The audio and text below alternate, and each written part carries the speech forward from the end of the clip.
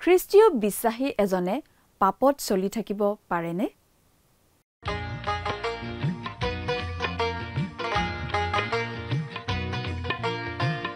আজিৰে পবিত্ৰ ক্ষণতে উজলি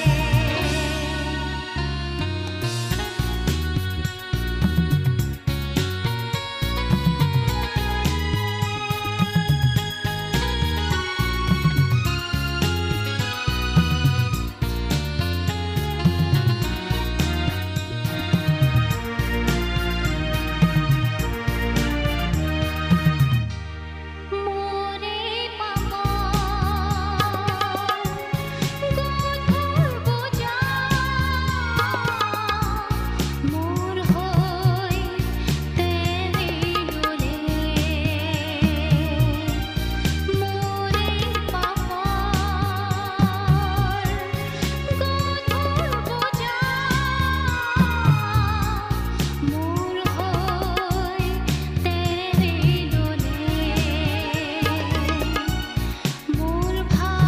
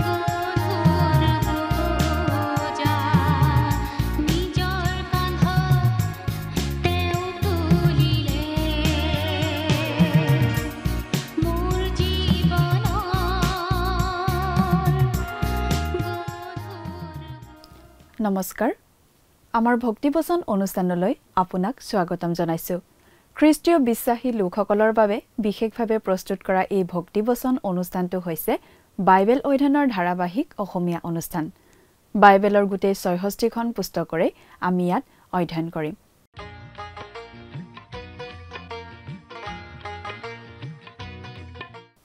প্ৰিয় দৰ্শক আমি এতিয়া বাইবেলৰ নতুন নিয়ম খণ্ডৰ যোহনৰ প্ৰথম পত্ৰ বা চমুকৈ প্ৰথম যোহন নামৰ পুস্তকখন অধ্যয়ন কৰি আছো। যোৱা অনুষ্ঠানত আমি এই প্ৰথম যোহন পুস্তকৰ 3 নম্বৰ অধ্যায়ৰ 1 পৰা 3 নম্বৰ পদলৈকে পঢ়ি তাৰ ভিত্তিত আলোচনা আগবঢ়াইছিলো। আজিৰ অনুষ্ঠানত আমি এই প্ৰথম যোহন পুস্তকৰ 3 নম্বৰ অধ্যায়ৰ 4 পৰা 7 নম্বৰ পদলৈকে পঢ়ি তাৰ ভিত্তিত আগবঢ়োৱা আলোচনা শুনিবলৈ পাম।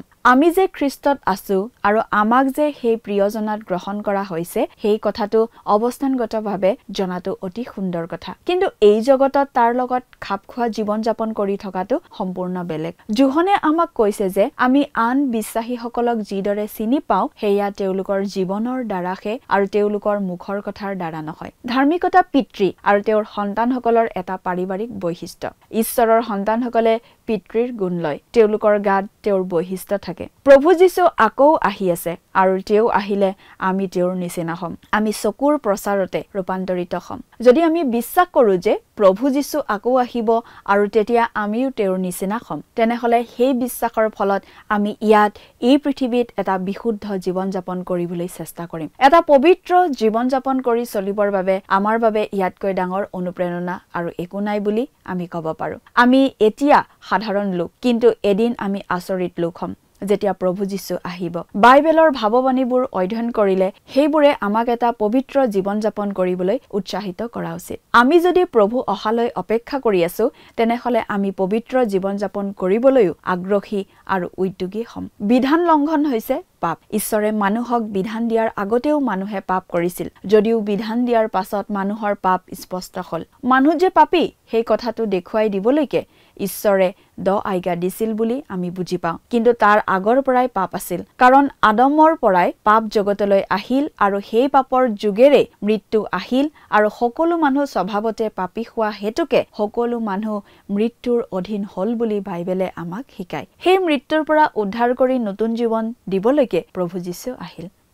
প্ৰিয় দৰ্শক, কথাবোৰ অধিক বহলাই চাবলৈ আহকচোন এতিয়া আমি মূল আলোচনাটোৰ মাজলৈ আগবাঢ়ি যাওঁ। আমাৰ মহান ত্ৰাণকৰ্তা প্ৰভু যীশুখ্ৰীষ্টৰ নামত নমস্কাৰ প্ৰিয় শ্ৰোতা।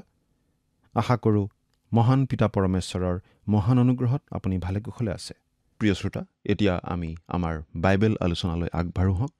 যোৱা অনুষ্ঠানত আমি প্ৰথম যোহন পুস্তকৰ 3 নম্বৰ অধ্যায়ৰ 3 নম্বৰ পদলৈকে আমাৰ আলোচনা আগবঢ়ালোঁ। এতিয়া আমি চাবলৈ ওলাইছোঁ 3 নম্বৰ অধ্যায়ৰ 4 নম্বৰ পদৰ পৰা একেবাৰে 7 নম্বৰ পদলৈ। আপোনাৰ বাইবেলখন মেলি লৈছেনে বাৰু? বাইবেলৰ পৰা পাঠ কৰি দিম, অনুগ্ৰহ কৰি মন দি শুনিব দেই। প্ৰথম যোহন 3 অধ্যায় 4 পদ। যিকোনোৱে পাপ আচৰণ কৰে তেওঁ বিধান লংঘন কৰে, আৰু পাপেই বিধান লংঘন। পাপ আচৰণ কৰা মানে বিধান লংঘন কৰা। পাপ মানে হৈছে বিধান লংঘন। মূল গ্ৰীক বাইবেলৰ ব্যাখ্যা আগবঢ়োৱা গ্ৰন্থবোৰত এই পদটোৰ ব্যাখ্যা আগবঢ়াওঁতে পাপ কৰা মানে পাপ কৰ্ম কৰা বুলি বুজোৱা হৈছে। ইয়াৰ মূল ভাৱটো হৈছে অনবৰতেই পাপপূৰ্ণ জীৱন এটা কটাই থকা। আমি তেনেকুৱা বহুতো মানুহ লগ পাওঁ। এজন বিখ্যাত বাইবেল শিক্ষকে এই প্ৰসংগতে মন্তব্য কৰিছিল, খ্ৰীষ্টক জনাৰ আগলৈকে ময়ো এটা পাপপূৰ্ণ জীৱন যাপন কৰি আহিছিলোঁ, আৰু মোৰ লগত বেংকত একেলগে চাকৰি কৰা মোৰ সহকৰ্মীসকলেও তেনেকুৱা জীৱন কটাইছিল বুলি মই ক'ব পাৰোঁ। বেংকত চাকৰি কৰাটো আমাৰ মূল কাম বা নিচা নাছিল। আমাৰ নিচা আছিল নাৰীত, মদত আৰু ভোগবিলাসত। যিকোনো প্ৰকাৰে জীৱনটো উপভোগ কৰিবলৈ আমি বিচাৰিছিলোঁ। সেই সময়ত আমি জীৱনটো তেনেকুৱা বুলিয়েই ভাবিছিলোঁ। তেনেদৰে দিন কটোৱাটোৱেই আমি জীৱন বুলি ভাবিছিলোঁ। সেয়ে জীৱনৰ মূল উদ্দেশ্য বুলি ভাবিছিলোঁ। আমি অনবৰতে তেনেকুৱা জীৱন কটাইছিলোঁ আৰু অনবৰতে তেনেকুৱা ধৰণৰ চিন্তা চৰ্চাই আমি কৰিছিলোঁ। এয়েই হৈছে পাপপূৰ্ণ জীৱন। ইয়াত যোহনে পাপ আচৰণ কৰা মানে এনেকুৱা ধৰণৰ জীৱন কটোৱা কথাকেই বুজাইছে। যিকোনো পাপ আচৰণ কৰে তেওঁ পাপকেই কৰি থাকে, বা সহজ ভাষাত পাপপূৰ্ণ জীৱন যাপন কৰি থাকে। যিকোনোৱে পাপ আচৰণ কৰে তেওঁ বিধান লংঘন কৰে। ঈশ্বৰে কিছুমান বিধান বা নিয়ম বান্ধি দিছে, কিছুমান আজ্ঞা তেওঁ দিছে। তেওঁ কৈছিল, তুমি ব্যভিচাৰ নকৰিবা। যাত্ৰা পুস্তক 20 নম্বৰ অধ্যায় 14 পদ। আৰু সেইটো আজিও প্ৰযোজ্য। আজি আমাৰ সমাজত যি ধৰণৰ ব্যভিচাৰ চলি থকা আমি দেখোঁ বা শুনো, সেইটো আচলতে নতুন কথা নহয়। এনেধৰণৰ কথা আগতেও চলিছিল। সেইবাবেই ঈশ্বৰে ইমান বছৰ আগতেই এনে এটা বিধান বান্ধি দিছিল। আজি আধুনিক যুগত মানুহৰ মাজত যি বেয়া কাম চলি থাকে, প্ৰাচীন কালতো চলিছিল। হয়তো বেয়া কামবিলাকৰ ধৰণবোৰ অলপ বেলেগ আছিল, কিন্তু মূলতঃ কাৰ্যবোৰ একেই। আৰু পাপেই বিধান লংঘন। ঈশ্বৰে বিধান বান্ধি দিছিল যাতে আমি নিজকে পাপী বুলি বুজি পাওঁ, যাতে আমি বুজি পাওঁ আমাৰ অৱস্থা কি, আমাক কিহৰ প্ৰয়োজন। বিধানৰ উদ্দেশ্য আছিল মানুহক পাপ সম্বন্ধে সজাগ কৰি তোলা। মানুহক পৰিত্ৰাণ দিবলৈ বিধান দিয়া হোৱা নাছিল। মানুহ যে স্বভাৱতেই পাপী, সেই কথাটো প্ৰকাশ কৰিবলৈ বিধান দিয়া হৈছিল। পাপ আচলতে ঈশ্বৰৰ ইচ্ছাৰ বিৰোধী অৱস্থা এটা।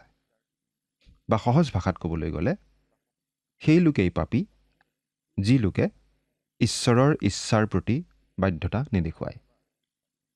এবাৰ ছানডে স্কুলত এজনী সৰু ছোৱালীক সোধা হৈছিল, পাপ মানে কি? ছোৱালীজনীয়ে উত্তৰ দি কৈছিল, আমি যি কৰিবলৈ ইচ্ছা কৰোঁ সেইটোৱে পাপ। আচলতে ছোৱালীজনীৰ উত্তৰটো প্ৰায় সঠিক বুলিয়েই ক'ব লাগিব। কাৰণ আমি নিজৰ খুচিমতে কৰা কাৰ্যবোৰ আচলতে পাপৰ শাৰীতেই পৰাৰ সম্ভাৱনা বেছি। কাৰণ আপোনাৰ, মোৰ আৰু সকলো মানৱৰ যি পুৰণি প্ৰকৃতি, যি স্বাভাৱিক প্ৰকৃতি, সেই পুৰণি প্ৰকৃতিটো ঈশ্বৰৰ ইচ্ছাৰ বিৰোধী। এই কথাটো পাচনি পৌলে অলপ দৃঢ়ভাৱে কৈছে এনেদৰে, কিয়নো মাংসৰ অনুসাৰে হোৱাবিলাকে মাংসিক বিষয় ভাবে, কিন্তু আত্মাৰ অনুসাৰে হোৱাবিলাকে আত্মিক বিষয় ভাবে। ৰোমিয়া 8 অধ্যায় 5 পদ। প্ৰিয় শ্ৰোতা, আমাৰ পুৰণি প্ৰকৃতি অৰ্থাৎ মাংসিক প্ৰকৃতিয়ে ঈশ্বৰৰ ইচ্ছা পালন কৰিব নোখোজে। ঈশ্বৰৰ ইচ্ছাৰ বিৰুদ্ধেহে যাব খোজে। প্ৰিয় শ্ৰোতা, আপুনি বাৰু নিজক পৰীক্ষা কৰি চাইছেনে? আপুনি বাৰু কেনেদৰে জীৱন কটাই আছে? মাংসিক প্ৰকৃতিৰ বশত নে আত্মাৰ অধীনত? পাচনি পৌলে এই প্ৰসংগতে এই বুলিও কৈছে, মাংসৰ ভাৱ মৃত্যু। মৃত্যু মানে ঈশ্বৰৰ পৰা বিচ্ছিন্ন হোৱা অৱস্থা। সেই কথাকে জোহনেও ইয়াত বুজাইছে। আপুনি পিতৃ ঈশ্বৰৰ সৈতে সহভাগিতা ৰক্ষা কৰি থাকি মাংসিক খ্ৰীষ্টিয়ান হ'ব নোৱাৰে। এইটো অসম্ভৱ কথা। আজি আমি প্ৰায়েই এনেধৰণৰ কথা কোৱা বিশ্বাসী লগ পাওঁ। মই যে ঈশ্বৰক ইমান ভাল পাওঁ, ইমান প্ৰেম কৰোঁ। মই তেওঁক ইমান সুন্দৰভাৱে সেৱা উপাসনা আগবঢ়াই আহিছোঁ, তেওঁৰ পৰিচৰ্যা কৰি আহিছোঁ। তেওঁ কি যে অপূৰ্ব। এৰা, কিছুমান খ্ৰীষ্টীয় বিশ্বাসীয়ে নিজকে ইমান ধাৰ্মিক যেন দেখুৱায়। কিন্তু মুখেৰে এনেদৰে কোৱা বহুতো লোকৰ জীৱনলৈ চালে আমি বাৰু কি দেখোঁ? তেওঁলোকৰ বহুতেই ঈশ্বৰৰ সৈতে সহভাগিতা ৰক্ষা কৰি চলা নাই। মাংসিকতাৰ অধীন হোৱা মানেই মৃত্যু, আৰু আত্মিক ভাৱাপন্ন হোৱা মানে জীৱন আৰু শান্তি। মাংসিক মনটো ঈশ্বৰ বিৰোধী, অৰ্থাৎ ঈশ্বৰৰ প্ৰতি অবাধ্য। কাৰণ ই ঈশ্বৰৰ বিধান আৰু আজ্ঞাসমূহৰ প্ৰতি বাধ্য নহয় আৰু হ'ব নোৱাৰে। এইখিনি কথা আমি পাওঁ ৰোমিয়া 8 অধ্যায় 6 পৰা 7 পদত। পাচনি পৌলে আমাক এই কথাটো পৰিষ্কাৰভাৱে বুজাই দিছে যে ঈশ্বৰে বিধান দিয়াৰ আগতেও জগতত পাপ কাৰ্য আছিল। কিন্তু সেই কাৰ্য বিধান লংঘন নাছিল, কাৰণ তেতিয়ালৈকে বিধান দিয়াই হোৱা নাছিল। বিধান লংঘন কৰাটো পাপ। পাপৰ বশত বা অধীনত থকা লোকে বিধান পালন নকৰে, নীতি নিয়ম নামানে। বিধান দিয়া হোৱা কাৰণেই আমি বুজি পাওঁ পাপ কি। পাচনি পৌলে এই বুলি লিখিছে, কিয়নো বিধানে ক্ৰোধ সাধন কৰায়, কিন্তু য'ত বিধান নাই তাত লংঘনো নাই। কিন্তু পাপ এই কাৰণেই আমি বুজি পোৱা হ'লোঁ, কাৰণ আমাক বিধান দিয়া হ'ল।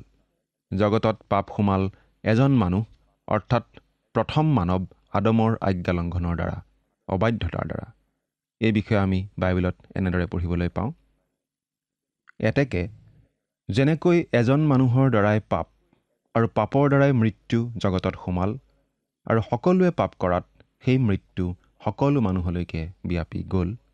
ৰোমিয়া 5:12 অৰ্থাৎ আমিও আদমৰ সৈতে পাপ কৰিলোঁ। আদমৰ পাপেই আমাৰো পাপ, কাৰণ সেই সময়ত আমি গোটেই মানৱ জাতি আদমতেই আছিলোঁ, কাৰণ তেতিয়া আদমৰ কোনো সন্তান জন্মই হোৱা নাছিল। ৰোমিয়া 5:13 আমি এনেদৰে পাওঁ, কিয়নো বিধান দিয়ালৈকে জগতত পাপ আছিল, কিন্তু য'ত বিধান নাই তাত পাপকো গণনা কৰা নাযায়। মানুহে তেতিয়াই পাপ কৰিছিল, ঈশ্বৰৰ অবাধ্য হৈছিল, কিন্তু সেইটো বিধান লংঘন নাছিল, কাৰণ তেতিয়াও বিধান দিয়া হোৱাই নাছিল। আমি ৰোমিয়া পুস্তক পঢ়ি গ'লে এনেদৰে পাওঁ, তথাপি যিবিলাকে আদমৰ আজ্ঞালংঘনৰ দৰে পাপ কৰা নাই, আদমৰ পৰা মচিলৈকে তেওঁবিলাকৰ ওপৰতো মৃত্যুৱে ৰাজত্ব কৰিছিল, সেই আদম আহিব লগা জনাৰ প্ৰতিৰূপ আছিল। ৰোমিয়া 5:14 তেওঁলোকে পাপ কৰিছিল, কিয়? কাৰণ তেওঁলোক পাপী আছিল। যিচয়া 53:6 আমি পৰিত্ৰাণ লাভ নকৰা মানুহৰ এখন হুবহু ছবি দেখিবলৈ পাওঁ। আমি সকলোৱে ভেড়াৰ নিচিনাকৈ অপথে গৈছিলোঁ, প্ৰতিজনে নিজ নিজ বাট লৈছিলোঁ, আৰু জিহুৱাই আমাৰ সকলোৰে অপৰাধৰ ভাৰ তেওঁৰ ওপৰত দিলে। আমি সকলোৱে আপোন বাট লৈছিলোঁ। এই শব্দ চাৰিটাই আমাৰ কাহিনী বৰ্ণনা কৰে। আপোন বাট। আমাৰ সমস্যাটো কি? আপোনাৰ মোৰ সমস্যাটো কি? আমি নিজৰ মতে চলিব খোজোঁ, নিজৰ বাট ল'ব খোজোঁ, আৰু মানুহৰ এইটোৱেই স্বভাৱ। কেঁচু অৱস্থাৰ পৰাই এই স্বভাৱটো প্ৰকাশ পাই উঠে। আমি নিজৰ মতে চলিব খোজোঁ, আৰু আমাৰ এই স্বভাৱটো ঈশ্বৰ বিৰোধী। কিন্তু খ্ৰীষ্টত বিশ্বাস স্থাপন কৰি আমি নতুন জন্ম লাভ কৰি ঈশ্বৰৰ সন্তান হোৱাৰ পাছত আমি এটা নতুন স্বভাৱ পাওঁ, নতুন প্ৰকৃতি পাওঁ। এই নতুন প্ৰকৃতিটোৱে ঈশ্বৰৰ বাধ্য হৈ চলিব বিচাৰে। এই নতুন প্ৰকৃতিটোৱে পাপ আচৰণ নকৰে, আমাক পাপৰ পথৰ পৰা আঁতৰি আহিবলৈহে কয়। এতিয়া 5 নম্বৰ পদটো পাঠ কৰি দিম। আৰু তোমালোকে জানা যে পাপ দূৰ কৰিবলৈ তেওঁ প্ৰকাশিত হ'ল, আৰু তেওঁত কোনো পাপ নাই। আমাৰ প্ৰভু যীশুখ্ৰীষ্ট আহিছিল পাপ দূৰ কৰিবলৈ। একমাত্ৰ প্ৰভু যীশুখ্ৰীষ্টইহে পাপ দূৰ কৰিব পাৰে। সেই কাম কৰিবলৈকে তেওঁ এই পৃথিৱীলৈ আহিছিল। ইয়াত আমি দুটা কথা বিশেষভাৱে মন কৰা উচিত।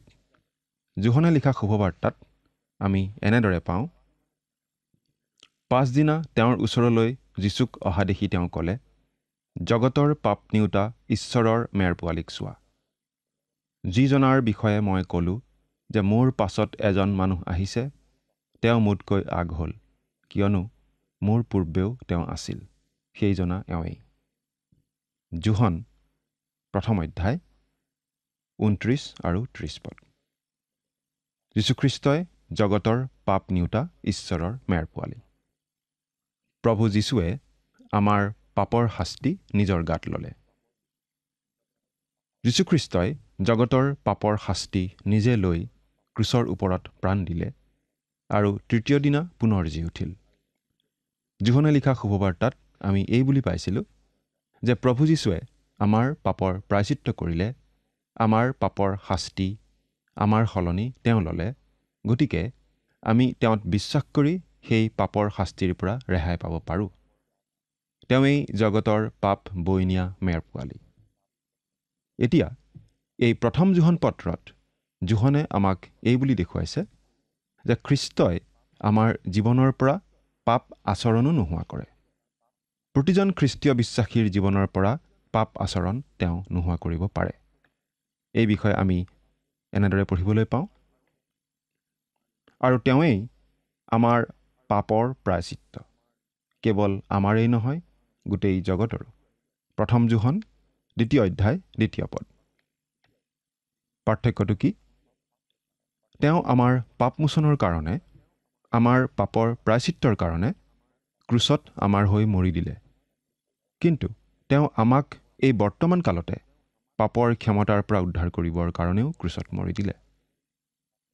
আৰু তেওঁত কোনো পাপ নাই। তেওঁত পাপ থাকিব নোৱাৰে। গতিকে যেতিয়া আমি তেওঁত আশ্ৰয় লওঁ তেতিয়া পাপ আৰু থাকিব নোৱাৰে। তেওঁ আমাৰ মুক্তিৰ মূল্য দিবলৈ ক্ৰুচত মৰি দিলে।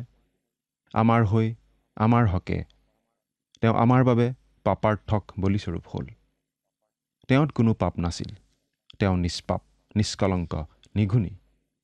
লেবিয়া পুস্তকত আমি পাওঁ যে পাপাৰ্থক বলি হিচাপে আগবঢ়াবলগীয়া মেয়াৰ পোৱালিটো হ'ব লাগিছিল নিঘুনি, কোনো খুঁত নথকা। সেইবাবেই আমাৰ পাপাৰ্থক বলি হ'বলৈ প্ৰভু যীশু নিজে আগবাঢ়ি আহিছিল, কাৰণ তেওঁহে সম্পূৰ্ণ নিষ্পাপ, পবিত্ৰ, নিষ্কলংক। সেইবাবেই তেওঁ আমাৰ পাপৰ প্ৰায়চিত্ত কৰিব পাৰে, পাপৰ দোষৰ পৰা আমাক ৰেহাই দিব পাৰে আৰু পাপ আচৰণ কৰা স্বভাৱৰ পৰাও আমাক উদ্ধাৰ কৰিব পাৰে। তেওঁ আমাক এটা নতুন স্বভাৱ দিয়ে, যাতে সেই নতুন স্বভাৱৰ জৰিয়তে আমি তেওঁৰ হকে জীয়াই থাকিব পৰা হওঁ। এতিয়া 6 নম্বৰ পদটো পাঠ কৰি দিম। যিকোনো তেওঁত থাকে তেওঁ পাপ নকৰে। যিকোনোৱে পাপ কৰে তেওঁক দেখা নাই আৰু জনাও নাই। যিকোনো তেওঁত থাকে তেওঁ পাপ নকৰে। অৰ্থাৎ তেওঁক গ্ৰহণ কৰি আমি যি নতুন প্ৰকৃতি লাভ কৰোঁ সেই নতুন প্ৰকৃতিয়ে পাপ নকৰে। প্ৰিয় শ্ৰোতা, যদিহে আপুনি প্ৰভু যীশুক গ্ৰহণ কৰি সেই নতুন প্ৰকৃতি লাভ কৰিছে, তেন্তে আপোনাৰ সেই নতুন প্ৰকৃতিয়ে পুৰণি প্ৰকৃতিৰ লগ লাগি পাপ কৰিবলৈ নাযায়। খ্ৰীষ্টত থকা বিশ্বাসীজনে পাপ আচৰণ কৰিব নোৱাৰে, পাপত থাকিব নোৱাৰে, পাপপূৰ্ণ জীৱন কটাব নোৱাৰে। পাপী লোকে কিন্তু অনবৰতে তেনেকুৱা জীৱন কটায়, কিন্তু খ্ৰীষ্টীয় বিশ্বাসীজনে এটা নতুন প্ৰকৃতি লাভ কৰে, তেওঁ পাপপূৰ্ণ জীৱন কটাব নোৱাৰে। এই বিশেষ কথাটো আমি অপব্যয়ী পুত্ৰৰ দৃষ্টান্তটোৰ দ্বাৰা ভালদৰে বুজি পাওঁ। এই কথা আমি লোকে লিখা শুভবাৰ্তা 15 অধ্যায়ৰ 11 পৰা 24 পদলৈ পঢ়িলে পাওঁ। গাহৰিৰ গঁড়ালত গাহৰি থাকে, মানুহৰ সন্তান নাথাকে। কিন্তু সেই অপব্যয় পুত্ৰই গৈ গাহৰিৰ গঁড়ালত থাকিব লগা অৱস্থা হৈছিল। কিন্তু সেই অপব্যয় পুত্ৰ আকৌ পিতৃৰ ওচৰলৈ উভতি আহিছিল। সেই কথাটো আমি মনত ৰখা উচিত। ঈশ্বৰৰ সন্তানে তাত পৰিব পাৰে, কিন্তু পৰিলেও উঠি আহিবই। কিয়? কাৰণ তেওঁ ঈশ্বৰৰ সন্তান। ঈশ্বৰৰ সন্তানে ঈশ্বৰক অনুকৰণ কৰিবই। তেওঁৰ পিতৃ ধাৰ্মিক, পবিত্ৰ। গতিকে ঈশ্বৰৰ সন্তানসকলেও তেনেকুৱা ধাৰ্মিক আৰু পবিত্ৰ জীৱন যাপন কৰিবলৈ হাবিয়াস কৰিবই। পাপ আচৰণ কৰা স্বভাৱৰ পৰা উদ্ধাৰ পোৱাৰ শক্তি বা ক্ষমতাও আমাক ঈশ্বৰেই যোগায়। আৰু সেই কথাটো যোহনে আমাক ইয়াত জনাই দিছে। যিকোনো তেওঁত থাকে তেওঁ পাপ নকৰে। যদিহে আপুনি গাহৰিৰ গঁড়ালত থাকেগৈ, সেইটো আপোনাৰ পুৰণি প্ৰকৃতি। আৰু আপুনি যদি গাহৰিৰ গঁড়ালতে থাকি যায় আৰু কেতিয়াও উভতি আহিবলৈ চেষ্টা বা হাবিয়াস নকৰে, তেন্তে আপুনি ঈশ্বৰৰ সন্তান হোৱাই নাছিল বুলিহে ক'ব লাগিব। প্ৰিয় শ্ৰোতা, কোনো লোক যদি পাপত থাকিও আনন্দ কৰি থাকিব পাৰে, তেনে লোক ঈশ্বৰৰ সন্তান নহয়। কাৰণ ঈশ্বৰৰ সন্তানৰ গাত ঈশ্বৰৰ গুণ, ঈশ্বৰৰ স্বভাৱ থাকিবই, আৰু ঈশ্বৰে পাপক ঘিণ কৰে। এবাৰ এজন বিখ্যাত বাইবেল শিক্ষকলৈ এখন চিঠি আহিছিল। এজন ডেকা ল'ৰাই চিঠিখন লিখিছিল। ল'ৰাজনে লিখিছিল, ডাঙৰীয়া, মই এটা জটিল সমস্যাত আছোঁ। সেইকাৰণে আপোনালৈ এই চিঠিখন লিখিছোঁ। আপোনাৰ পৰা মই উচিত পৰামৰ্শ পাম বুলি আশা কৰিছোঁ। মই বৰ অসহায় অৱস্থাত পৰিছোঁ আৰু কাৰো পৰা কোনো সহায় পাম বুলিও ক'ব পৰা নাই। মই জানো যে মই এজন পৰিত্ৰাণ পোৱা লোক। মই খ্ৰীষ্টত বিশ্বাস স্থাপন কৰি পৰিত্ৰাণ লাভ কৰা বুলি অতি নিশ্চিতভাৱে ক'ব পাৰোঁ। মোৰ অন্তৰত সেই নিশ্চয়তা আছে। কিন্তু আপুনি বা শুনি কি ভাবে ক'ব নোৱাৰোঁ। মই এটা অতি কুস্বভাৱৰ বশ হৈ আছোঁ। এই কুস্বভাৱটোৱে মোক আমনি কৰি থাকে। মই মনত অতিপাত অশান্তি পাই আছোঁ। পৰিত্ৰাণৰ আনন্দও মই সাময়িকভাৱে হেৰুৱাই পেলাইছোঁ। মই কিন্তু আদৰ্শ খ্ৰীষ্টীয় জীৱন যাপন কৰিব বিচাৰোঁ। কিন্তু এনেকুৱা মনোকষ্টত মই আগতে কেতিয়াও পৰা নাই। প্ৰিয় শ্ৰোতা, এই ডেকা ল'ৰাজনৰ চিঠিখন আচলতে উৎসাহজনক এই কাৰণেই যে তেওঁ এটা কুস্বভাৱৰ বশত আছে যদিও মনত শান্তি পোৱা নাই। সেই কুস্বভাৱটোৱে তেওঁক অনবৰতে মনোকষ্ট দি থকা বুলি তেওঁ লিখিছে। তেওঁৰ মনত শান্তি নাই, আনন্দ নাই আৰু নাথাকিবও। কাৰণ ঈশ্বৰৰ সন্তানে পাপত পতিত হৈ কেতিয়াও মনত শান্তি পাব নোৱাৰে। এনেকুৱা বিশেষ সমস্যাত থকা খ্ৰীষ্টীয় বিশ্বাসীসকললৈ আমি এই পৰামৰ্শই দিব খোজোঁ যে ঈশ্বৰে আমাক এনেকুৱা অৱস্থাৰ পৰা উদ্ধাৰ কৰিব পাৰে। আমি মাত্ৰ প্ৰাৰ্থনাৰে সেই কথা বিচাৰিব লাগে। যদি আমি এনেকুৱা সমস্যাত আছোঁ, তেন্তে ঈশ্বৰে আমাক উদ্ধাৰ কৰিব পাৰে আৰু আমি তেওঁৰ সহায় বিচাৰিলে তেওঁ নিশ্চয় সহায় কৰিব। এতিয়া 7 নম্বৰ পদটো পঢ়ি দিছোঁ। হে বোপাহঁত, তোমালোকক ভুলাবলৈ কাকো নিদিবা। যিকোনোৱে ধৰ্ম আচৰণ কৰে, তেওঁ যেনে ধাৰ্মিক, তেওঁ তেনে ধাৰ্মিক হয়। হে বোপাহঁত, জোহনে ইয়াত সকলো খ্ৰীষ্টীয় বিশ্বাসীকে সম্বোধন কৰিছে। তেওঁ জগতক কোৱা নাই, খ্ৰীষ্টীয় বিশ্বাসীসকলক এই কথাবোৰ কৈছে। হে বোপাহঁত, তোমালোকক ভুলাবলৈ কাকো নিদিবা। যিকোনোৱে ধৰ্ম আচৰণ কৰে, তেওঁ যেনে ধাৰ্মিক, তেওঁ তেনে ধাৰ্মিক হয়। এই বিশেষ কথাটোৰ যোগেদিয়েই কোন প্ৰকৃততে খ্ৰীষ্টীয় বিশ্বাসী, কোন ঈশ্বৰৰ সন্তান, সেই কথাটো প্ৰকাশ পাই উঠে। যদিহে আমি খ্ৰীষ্টত আছোঁ, যদিহে খ্ৰীষ্টত সহভাগিতা ৰাখিছোঁ, যদিহে আমি তেওঁৰ পৰিচৰ্যাত আছোঁ, তেওঁৰ সেৱা উপাসনাত লাগি আছোঁ, তেনেহ'লে পাপ ত্যাগ কৰিবই লাগিব। প্ৰিয় শ্ৰোতা, বহুতো খ্ৰীষ্টীয় বিশ্বাসীৰ জীৱনত প্ৰায়েই ব্যৰ্থতা আহে। বহুতে পাপত পতিতও হয়। কিন্তু প্ৰকৃত বিশ্বাসীজনে তাত শান্তি নাপায়। যদিহে আমি ব্যৰ্থ হওঁ, পাপত পৰোঁ, আমি লগে লগে পিতৃ ঈশ্বৰৰ ওচৰলৈ আহিব লাগে, তেওঁৰ আগত সকলো কথা স্বীকাৰ কৰি ক্ষমা বিচাৰিব লাগে। আৰু যদিহে কোনো কুস্বভাৱে আমাক আমনি দি থাকে, সেই কুস্বভাৱৰ পৰা উদ্ধাৰ কৰিবলৈ ঈশ্বৰক আমি প্ৰাৰ্থনা জনাব লাগে।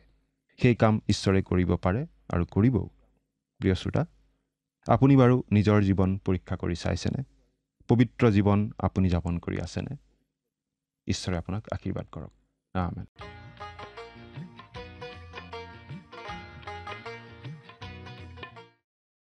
জোহনে সেইসকলৰ প্ৰতি কথাবোৰ লিখিছিল যিসকল ঈশ্বৰৰ সন্তান। তেওঁ আনৰ উদ্দেশ্যে কথাখিনি লিখা নাছিল। তেওঁ এটা কথা স্পষ্টভাৱে জনাই দিছে যে ঈশ্বৰ ধাৰ্মিক। গতিকে ঈশ্বৰৰ সন্তানসকলেও ধৰ্ম আচৰণ কৰিব। কোনেও যেন আমাক আন ধৰণে শিকাই নুভুলাই তাৰ বাবে জোহনে সাৱধান কৰি দিছে। অৰ্থাৎ জীৱনৰ আচৰণেই প্ৰকাশ কৰি দিব কোনজন ঈশ্বৰৰ সন্তান। আমি তেওঁত থকা মানে কেৱল অৱস্থানগতভাৱে নহয়। এইটো সঁচা যে খ্ৰীষ্টত আমাৰ এনে এটা অৱস্থান আছে যিটো কেতিয়াও বিঘ্নিত কৰিব নোৱাৰি। কিন্তু ইয়াৰ লগত ব্যৱহাৰিক বিবেচনাও জড়িত হৈ থাকে। যদি তেওঁৰ লগত আমাৰ সহভাগিতা থাকে, তেন্তে আমি পাপ ত্যাগ কৰিব লাগিব। আমি পাপত চলি থাকিব নোৱাৰিম। প্ৰিয় দৰ্শক, আজিলৈ আমাৰ অনুষ্ঠানটো ইমানতে সামৰণি মাৰিব খুজিছোঁ। পৰৱৰ্তী অনুষ্ঠানত আপোনালোকক পুনৰ লগ পোৱাৰ আশা ৰাখিছোঁ। সামৰণি মৰাৰ আগতে আহকচোন আমি খন্তেক প্ৰাৰ্থনাত মূৰ দুৱাওঁ। স্বৰ্গত থকা অতি মৰমীয়াল দয়ালু পিতৃ ঈশ্বৰ, প্ৰভু তোমাক ধন্যবাদ দিওঁ। তোমাৰ পবিত্ৰ বাক্য অধ্যয়নৰ সুন্দৰ সময় তুমি আমাক প্ৰত্যেককে দান কৰাৰ বাবে। দয়ালু মৰমীয়াল পিতৃ ঈশ্বৰ, সেইমতে প্ৰাৰ্থনা কৰিছোঁ তোমাৰ চৰণত, তোমাৰ যি পবিত্ৰ বাক্য আমি অধ্যয়ন কৰিলোঁ, এই বাক্যবোৰ যাতে প্ৰত্যেকে নিজৰ হৃদয়ত প্ৰভু ৰাখি যাতে সেই বাক্যবোৰ তেওঁলোকে সেইমতে চলি যাব পাৰিব, তেনে তুমি আশীৰ্বাদ কৰিবা। আৰু প্ৰভু, যাতে যি প্ৰেমৰ কথা আমি শিকিলোঁ, সেই প্ৰেম যাতে তেওঁলোকে আনক নিস্বাৰ্থভাৱে কৰিব পাৰিব আৰু তোমাৰ সন্তান হোৱাৰ সেই পৰিচয় যাতে তেওঁলোকে দিবলৈ পাৰিব, তেনে আশীৰ্বাদ কৰা।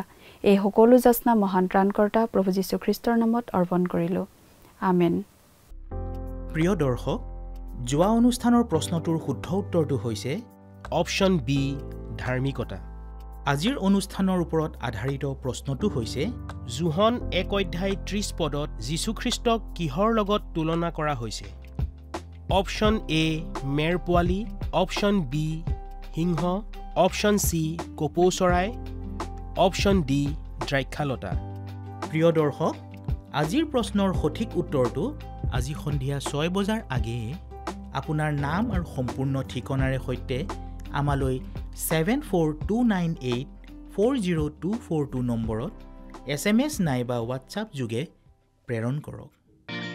প্ৰিয় দৰ্শক, আপুনি যদি আমাৰ এই অনুষ্ঠানৰ যোগেদি আশীৰ্বাদপ্ৰাপ্ত হৈছে আৰু আমাৰ লগত কথা পাতিবলৈ বিচাৰিছে বা আপোনাক প্ৰাৰ্থনাৰ সহায়ো পৰামৰ্শ লাগে, তেন্তে আমালৈ 7429840242 এই নম্বৰত পোনপটীয়াকৈ ফোন কৰিব পাৰিব। ধন্যবাদ।